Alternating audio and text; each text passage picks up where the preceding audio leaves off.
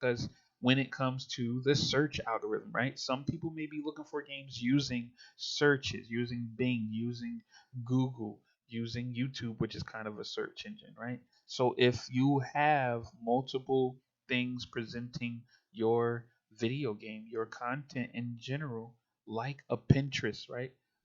Like a Quora, right? Like any of these platforms, then you can be found and people will play your game.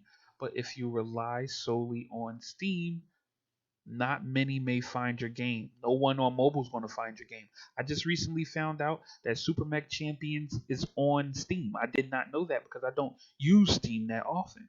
Um, and it was only through trying to set some things up using the old school Steam link that anyone or I found out anything.